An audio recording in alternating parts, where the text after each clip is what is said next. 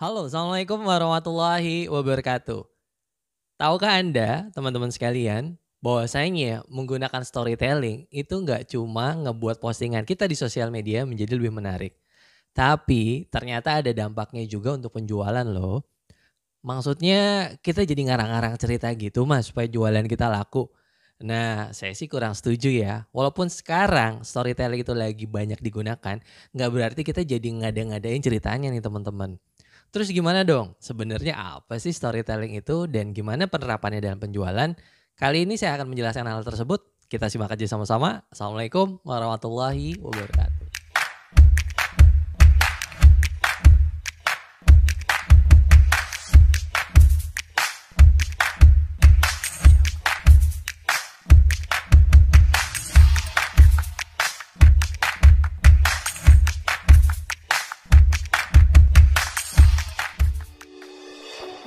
Mengenai storytelling ini, saya akan membahasnya di beberapa video. Kali ini saya akan fokus kepada apa itu storytelling dan bagaimana penerapannya. Untuk mempermudah pemahaman, saya membagi storytelling menjadi dua. Pertama adalah storytelling secara lisan. Bagaimana maksudnya storytelling secara lisan? Ini dijelaskan oleh Eckloss bahwasanya storytelling secara lisan ini terdiri dari dua kata. Yang pertama adalah story, yang mana artinya adalah cerita, dan yang kedua adalah telling, yang artinya adalah menceritakan.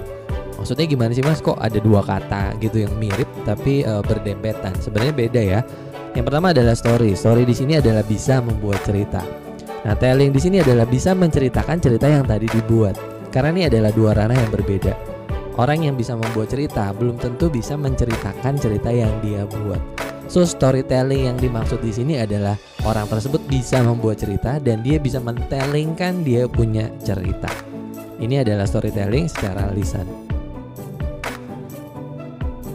Lanjut ya, storytelling yang kedua itu adalah storytelling yang sifatnya tulisan. Maksudnya seperti apa? Storytelling yang sifatnya tulisan adalah menyajikan informasi dalam bentuk cerita. Jadi di situ sebenarnya kita bukan sedang bercerita, tapi kita sedang menyajikan informasi. Caranya saja lewat sebuah cerita. Prinsipnya, informasi yang kita sajikan lewat cerita tersebut yang pertama harus menarik dan yang kedua harus dibuat mengalir. Gimana caranya sih kita supaya bisa membuat sebuah cerita yang menarik dan mengalir ketika kita menyampaikan informasi? Kuncinya ada di poin nomor 3, bahwasanya cerita tersebut haruslah personal. Artinya itu adalah hal yang kita alami atau hal yang kita amati. Sehingga di sini teman-teman ya, kita tidak bisa mengcopy paste cerita orang lain untuk kita gunakan. Kalau memang kita tidak mengalaminya dan tidak mengamatinya. Jadi ada dua poin di sini. Pertama, kita mengalami hal tersebut. Nah, ini akan membuat kita mengalir dan membuat cerita tersebut menjadi menarik. Yang kedua, kita harus mengamati. Jadi walaupun kita tidak mengalami, misalkan gitu ya, mas saya tidak mengalami kejadian tersebut, apakah saya tidak bisa membuat storytellingnya? Tetap bisa.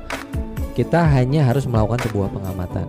Kalau kita mencomot begitu saja cerita orang lain tanpa kita melakukan pengamatan di situ, cerita kita bisa dipastikan nantinya menjadi kurang menarik dan juga kurang mengalir.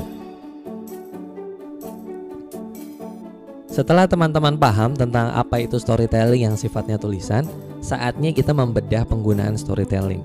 Kegunaannya ada apa aja sih? Yang pertama, bisa dijadikan rumus untuk membuat video. Saat ini sudah banyak video marketing yang dimainkan di TikTok. Itu sebenarnya ada rumusnya. Nah, rumus tersebut bisa dipelajari di dalam storytelling. Nanti kita akan coba bahas di video berikutnya. Next, setelah untuk video, storytelling juga bisa digunakan untuk caption Instagram. Nah, foto yang bagus di bawahnya seringkali ada tutur kata cerita gitu ya, ada kisah di bawahnya. Buat beberapa orang itu gimana sih caranya gitu? Kok bisa ya bikin cerita kayak gitu? Nah, sebenarnya bisa dipelajari dan itu ada strukturnya. Insya Allah di video berikutnya kita akan bedah tuh strukturnya, polanya, rumusnya, sehingga teman-teman menjadi mudah dalam membuat storytelling caption Instagram. Oke mas, kan zaman sekarang orang nggak terlalu suka baca caption panjang-panjang. apa masih bisa pakai cerita di Instagram? Masih bisa. Kita bisa pakai di fotonya gitu ya. Di fotonya kita jadiin microblog. Nah sebenarnya kan di slide 1 ada cerita apa, di slide 2 ada cerita apa. Itu adalah cerita yang diatur untuk menyampaikan sebuah informasi. Selain itu kita juga bisa gunakan di status Facebook dan broadcast WhatsApp. Teman-teman mungkin sedang membangun personal branding sehingga banyak memberikan sharing informasi gitu ya yang menarik di Facebook atau juga di WhatsApp.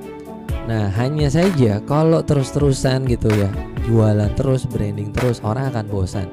Karena itu kita perlu juga sesekali kita jadwalkan menggunakan cerita untuk menyampaikan informasi baik itu di Facebook kita maupun juga di WhatsApp kita, sehingga orang akan lebih tertarik untuk ikut, untuk engage dengan diri kita.